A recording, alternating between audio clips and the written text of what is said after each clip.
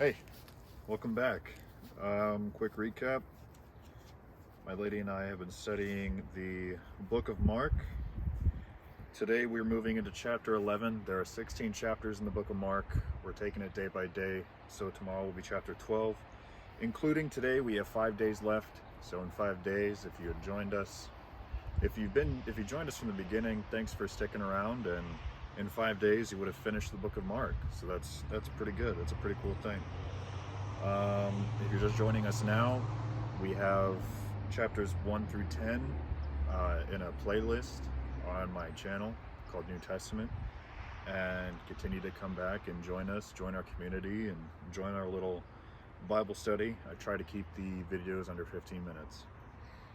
Just devote, 15 minutes to reading the Word and day by day and see what happens. But without further ado, we're moving into Mark 11. The triumphal journey. Now, when Jerusalem drew near, now when they drew near to Jerusalem, to Bethphage and Bethany at the Mount of Olives, Jesus sent 2 of his disciples. And he said to them, "Go into the village opposite you, and as soon as you have entered it, you will find a colt tied, on which no one has sat. Loose it and bring it." A colt, I'm assuming, is a horse. "And if anyone says to you, 'Why are you doing this?' say, 'The Lord has need of it, and immediately he will send it here.'" So they went their way and found a colt tied by the door outside the street, and they loosed it. But some of those who stood there said to them, "What are you doing loosing the colt?" And they spoke to them just as Jesus commanded, so they let them go. Then they brought the colt to Jesus and threw their clothes on it, and he sat on it. And many spread their clothes on the road, and others cut down leafy branches from the trees and spread them on the road. Then those who went before and those who followed cried out, saying, "Hosanna, blessed is he who comes in the name of the Lord. Blessed is the kingdom of our father David that comes in the name of the Lord. Hosanna in the highest." And Jesus went to Jerusalem and into the temple. So when he had looked around at all things, as the hour was already late, he went out to Bethany with the 12. Mark 11, verse 12. The fig tree withered. Now the next day, when they had come out of Bethany, he was hungry. And seeing from afar a fig tree having leaves, he went to see if perhaps he would find something on it. When he came to it, Jesus found nothing but leaves, for it was not the season for figs. And in response, Jesus said to it, "Let it no one eat fruit from you ever again." And his disciples heard it. Mark 11, verse 15. Jesus cleanses the temple. So they came to Jerusalem. Then Jesus went into the temple and began to drive out those who bought and sold in the temple, and overturned the tables of the money changers and the seats of those who sold doves. And he would not allow anyone to carry wares through the temple. Then he taught them, saying, "It is not written, 'My house shall be called a house of prayer for all nations'?" He's asked him a question. "Is it not written that my house shall be called a house of prayer for all nations? But you've made it a den of thieves." And the scribes and chief priests heard it, and sought how they might destroy him, for they feared him, because all people were astonished at his teachings. When the evening had come, Jesus went out of the city. Mark 11, verse 20, the lesson of the withered fig tree. Now in the morning as they passed, they saw the fig tree dried up from the roots. And Peter, remembering, said to him, "Rabbi, look, the fig tree which you have cursed has withered away." So Jesus answered and said to them, "Have faith in God.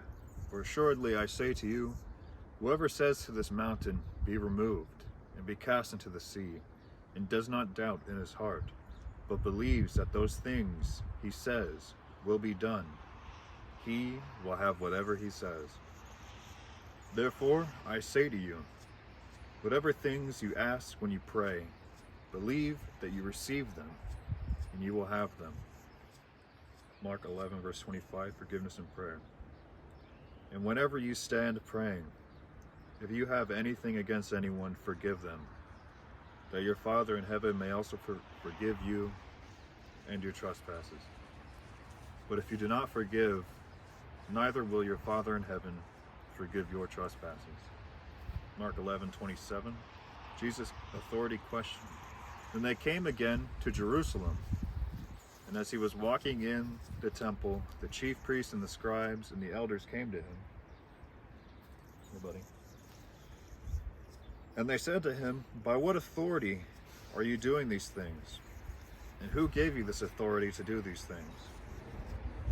But Jesus answered and said to them, "I will ask you one question, then answer me, and I will tell you by what authority I do these things. The baptism of John, was it from heaven or from men? Answer me." And they reasoned amongst themselves, saying, "If we say from heaven, he will say, 'Why then did you not believe him?' But if we say from men," they feared the people, for all counted John to have been a prophet indeed. So when they answered and said to Jesus, "We do not know," and Jesus answered and said to them, "Neither will I tell you by what authority I do these things." So that is the end of Mark 11. I'm reading out of the New King James Version, by the way. I don't think there's any version that is superior to another. However, I really enjoy the quote majesty of the original King James, but sometimes it's a bit difficult to read. So I figured the New King James is the next best option. So, and I really enjoy this version so far. It kind of has that romantic beauty of Old English, but also easier to digest. So that's why I choose it. But a lesson to take away from this, we'll go back to halfway through verse 23. But believes that those things he says will be done. He will have whatever he says. Therefore I say to you, whatever things you ask when you pray, believe that you receive them and you will have them. That is verse 24. But it's important to remember verse 25, and whenever you stand praying, if you have anything against anyone, forgive them, that your Father in heaven may also forgive you. But if you do not forgive them, neither will your Father in heaven forgive you. So just keep in mind that if you believe, you shall receive. I think that is the important thing to take away. So that was Mark 11, as I said. Mark 12 is next. And I think that's all I got.